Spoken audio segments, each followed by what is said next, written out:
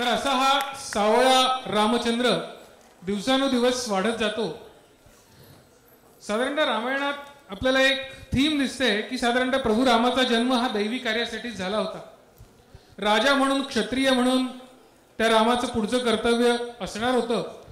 रामचंद्र गुरु वसिष्ठांकरवी शिक्षित होत होता आणि येणाऱ्या काळातील आव्हाने झेलण्यासाठी त्याची तयारी देखील मोठ्या प्रमाणात सुरू होती. परंतु हे सगळे असताना एके दिवशी अचानक विश्वामित्र ऋषी अयोध्येत येतात आणि ते सांगतात की मारीच, सुबाहू आदी हे जे सगळे राक्षस आहेत हे फार त्रास देत आहेत मला, आणि माझा जो यज्ञ सुरू आहे त्या यज्ञामध्ये ते खंड पाडतायत.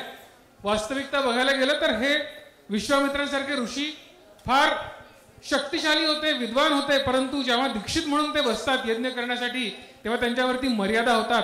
आणि म्हणूनच त्यासाठी ते रामाला, दशरथाकडे मागतात की या रामाला माझ्यासोबत पाठव आणि हा राम जो आहे हा राम या सगळ्या राक्षसांचा बंदोबस्त करेल.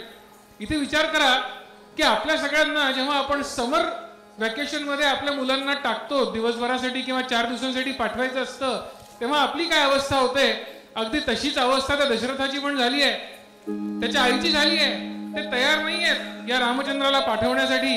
आणि अशा वेळी विश्वामित्र जे आहेत ते कठोरपणाने सांगतायत की अरे हा क्षत्रिय आहे आणि या क्षत्रियासाठी म्हणून लढणं हे त्याचं मुख्य कर्तव्य आहे. आणि म्हणून ते प्रसंगी दटावून, तर प्रसंगी राजा आहे तो, त्याची विनंती करून त्याला म्हणतायत की बाबा रे याला येऊ दे, या रामाला येऊ दे, आणि या रामासोबत लक्ष्मण जर येणार असेल तर त्या लक्ष्मणालाही सोबत येऊ दे. अशा प्रकारे विश्वामित्र हे दशरथाकडे मागणी करतायत, ज्येष्ठ तुझा पुत्र मज देई दशरथा.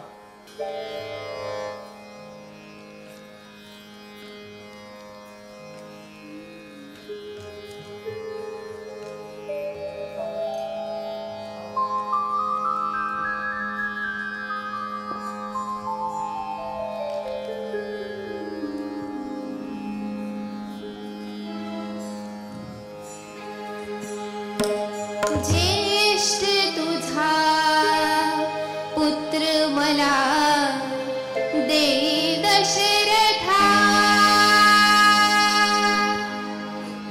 ज्येष्ठ तुझा पुत्र मला